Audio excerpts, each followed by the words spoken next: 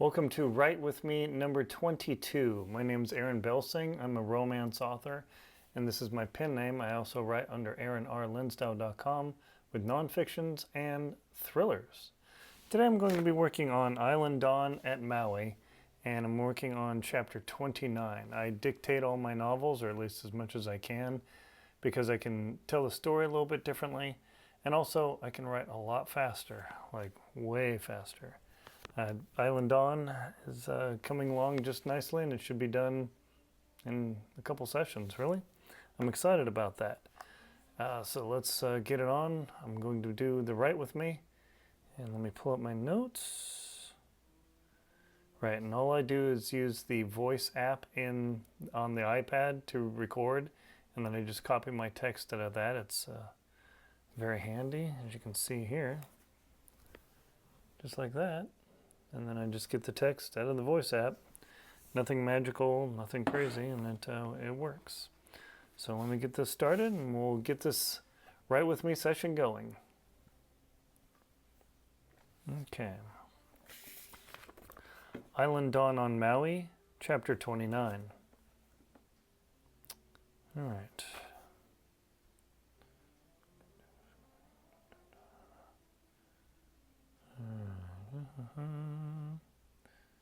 Chapter 29. Okay.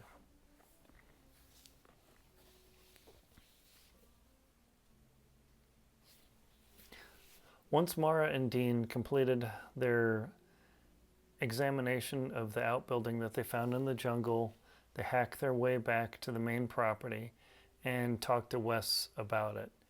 He had no idea that anything was there, and Wes and his crew stopped, and Mara and Dean brought Wes and his crew all back to the property, and this time they brought machetes and had his work crew chop a nice clear path, making it much easier for them to get through the space. Once they made their way to the little cottage in the jungle, Wes was impressed. He looked around and did some of the same reviews that Dean did, poking and prodding at the property, or at the building, seeing what was left and what needed to be repaired. After 15 minutes of looking around, he declared that the house actually was in decent shape, but it was going to need some work because of the contact with the plants and how long it had been there, that there were going to be some challenges. And Wes said to Mara, "The big trouble is probably going to be the roof again. We need to get some ladders up over here and take a look, because as my guys were hacking around the building, we found a couple of shingles, which is not good." At hearing that, Mara's shoulders slumped, and she started to look disheartened, shaking her head, and she finally put her face in her hands and breathed in and breathed out for a moment. And Dean came over and hugged her on their shoulders and said, "It's okay. This is just part of the process. I mean, imagine if we had to build this house from scratch, what it would take." Dean asked Wes, "Do you think you could get your guys over and working on this? I mean, we've got half a day, and there is that storm coming in the next day or two. I mean, this is a big deal to us." The other cottages looked okay, didn't they, in the outbuildings? Oh, Wes said, "Oh yeah, absolutely. I think they're totally survivable. But this guy, I have no idea. And since there's been shingles in the jungle..." He paused, not finishing the sentence. Both Dean and Mara got the message. "Well, why don't you please have your crew go do that, and let's get an honest evaluation," Mara said, taking command for a moment.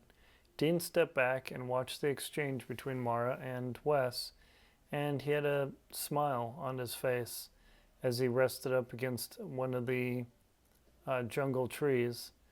And when he stood back up, his shoulder was completely soaked from the water, and he didn't even know it or notice it because he was so distracted by Mara's engagement with Wes. Once Wes's crew departed, Dean stood there with Mara, and he told her, "That was really impressive. You actually just took total command of what was going on. And she cocked her head and asked, "What do you mean?" I mean, I was just getting him to check things out and saying, "Yes, go do it." He shook his head and he reached out and brushed her cheek with the back of his hand. He said, "No, dear. You literally took command, as in, please do this, please do that, and you made it happen. I literally just stood against this palm or against that tree over there. I don't even know what it is, and now my back and shoulders all grimy. Check it out." He turned around and showed her, and she shook her head and began brushing him off. He had some ants on him. It was like, good Lord, what, or good gosh, what would you do without me? Facing away from Mara, he laughed out loud, his voice echoing off the plants, and told her, well, I'd probably just be scraggling along and look like a ragamuffin, honestly. At that, she laughed and then reached around and hugged his waist. He tightened his stomach. She pressed up against him, and he felt her warmth in the cool air. Above them, the palm trees and the large broadleaf trees began swaying back and forth. And Dean looked up and said, wow, that wind is picking up a little bit earlier in the day. It shouldn't normally pick up like this early. Mara looked at it and said, well, why is that?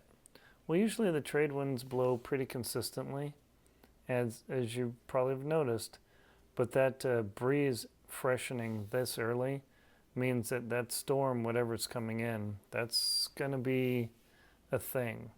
And hey, by the way, did you find out anything more about that water leak? Mara shook her head. She said, no, actually, I made a call to the water authority here, and it's going to take a couple more days for those guys to get out. And they said with that storm coming in, they might get tied up longer, so it's probably better just to leave that valve off. Dean flexed his shoulders and scratched his back, thinking there were ants still on there. And he said, oh man, that would be really nice to get that taken care of, but I suppose that's just the island way. Mara looked up and down the white painted house and the planks on the wall, and she said, well, I mean, if we have to leave it off, at least it's going to be protected from any storm that's happening. Plus, if we need to do those repairs on the lines, that's probably not as important as making sure these buildings don't get damaged, don't you think? Dean grimaced at her. That's really impressive again. You were thinking like a construction woman, not like an HR rep.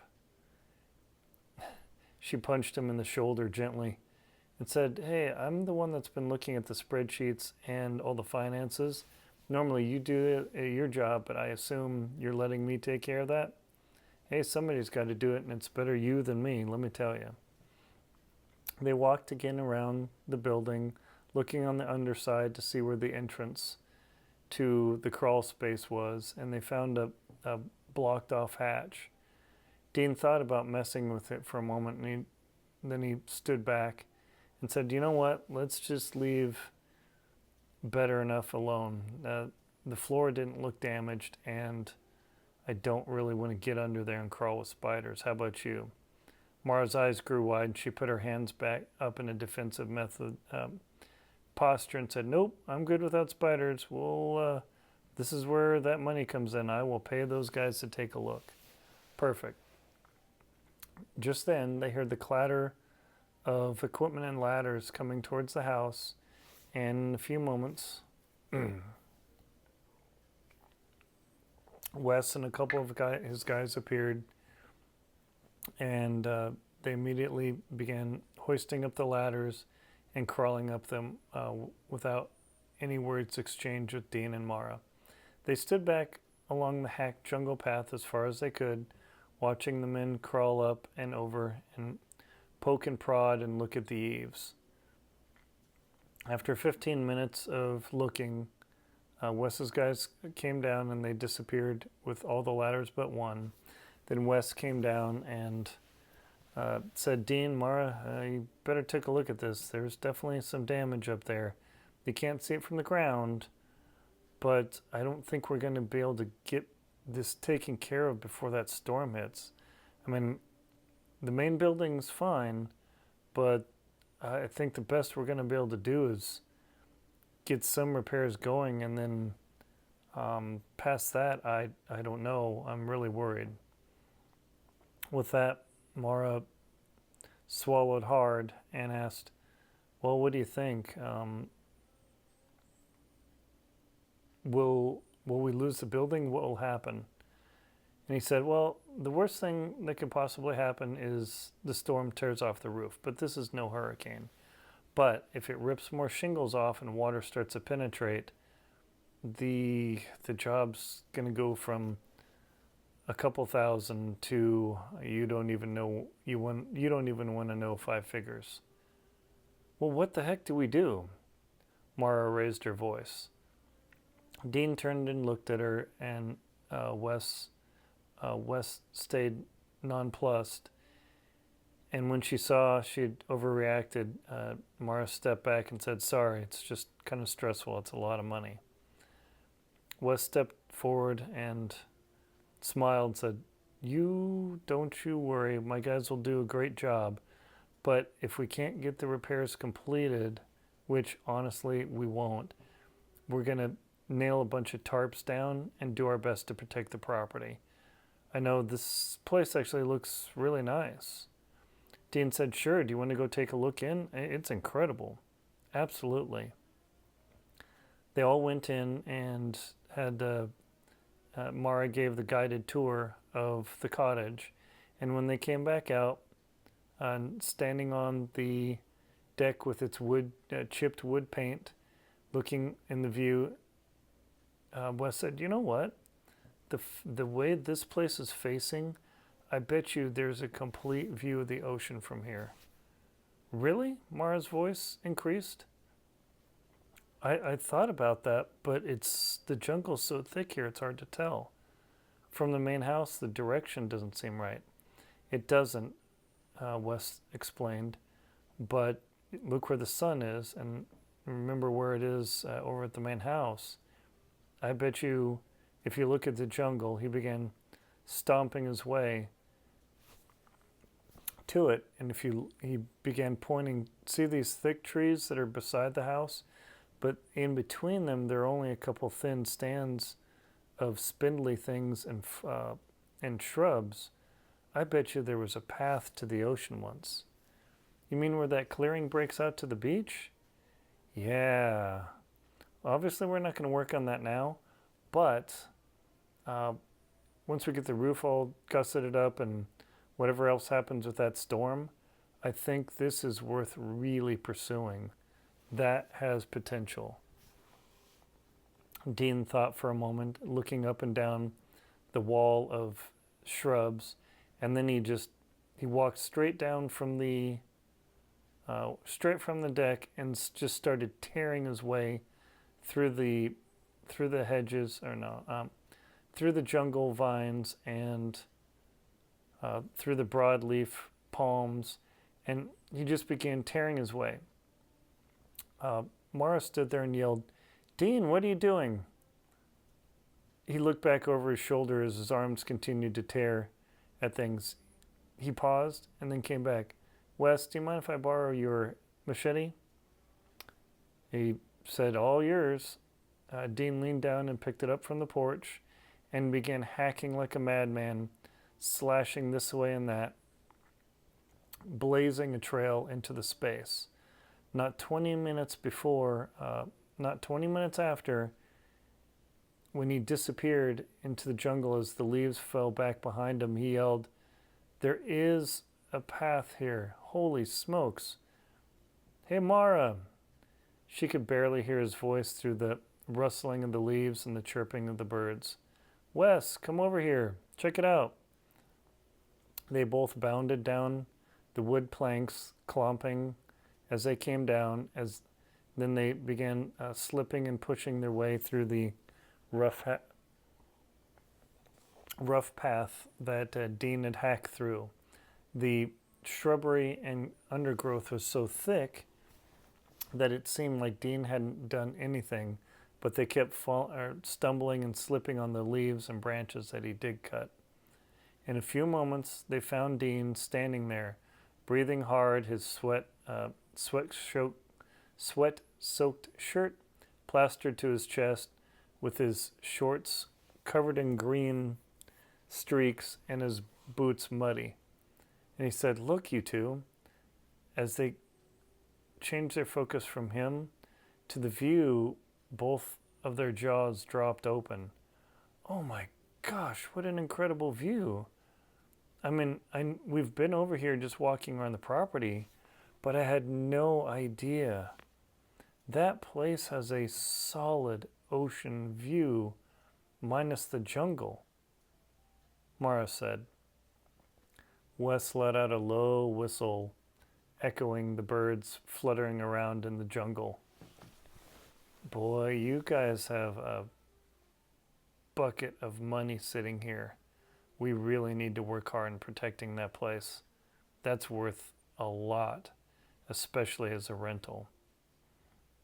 He excused himself and began, instead of walking through the jungle, he walked around the long path along the edge of the jungle towards the main house. He left Dean and Mara in silence. She looked up at him and his eyes grew wide. "Mara, you realize what we have between that and the 2 other outbuildings? That appraiser didn't see any of this stuff. Not that he did a bad job." Mara agreed, pulling some leaves out of her hair, brushing back her brown locks, pulling them behind her hair. She said, "I really wish I would have brought my headband or gotten a scrunchie or something." Wes dug in his pockets and pulled out some white lint. Said, "Sorry, I'm the wrong department for that one." "Oh my gosh, man, you're never prepared. You can build a house, build a raft, and build a rocket, but when it comes to hair, you're useless." Wes smiled at her mocking tone and said, "Well, I'll build the rocket pad over in the old pineapple patch, but on your hair, you're on your own." At that moment, the frown broke from her face, and she smiled and said, "Well, I'm just kidding. That was pretty funny. You got to admit, I would love to have a rocket pad, and how about a high-rise while we're at it?" "A high-rise?" Dean asked. "Oh, just kidding. No, actually, this place is incredible. I wonder what else is buried in this crazy jungle." "No idea. But let's go back and get a snack, and then it sounds like you could hear Wes's guys already clattering down the house. He could just hear it over the roar of the surf, now floating, spraying up salt spray and slowly fogging over the landscape. That storm really is pushing the wind around, isn't it?"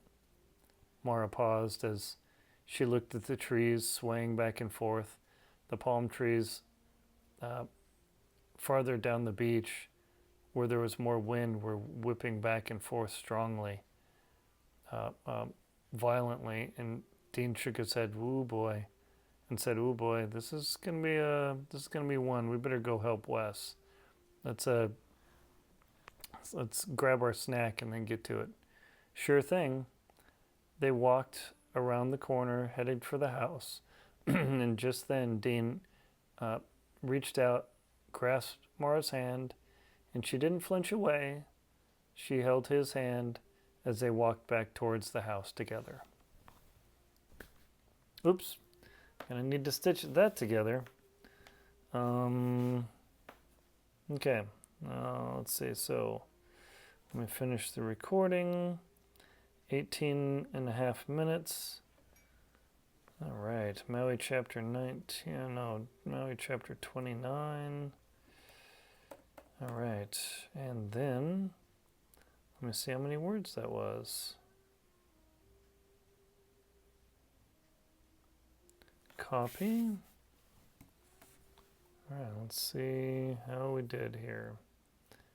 Chapter 29. 2,592 words. Booyah, right there in the bottom. Total win. Okie dokie. So that was chapter 29 of Island Dawn at Maui, part of the Maui Desire series, a romance series. That was session number 22. Stay tuned for more sessions. My name's Aaron Linsdau. I write thrillers, romance, and nonfiction. As a pen name, you can check out my website, aaronbelsing.com, and pick up a free copy of Moonlight at Wailea, a fast romance that you can enjoy in an evening, getting the style of how I write, and you heard exactly what I do here. So hopefully you enjoyed it. Please check out links below to aaronbelsing.com and also aaronrlinsdau.com. Thank you very much for watching, and please like, comment, and subscribe. Take care.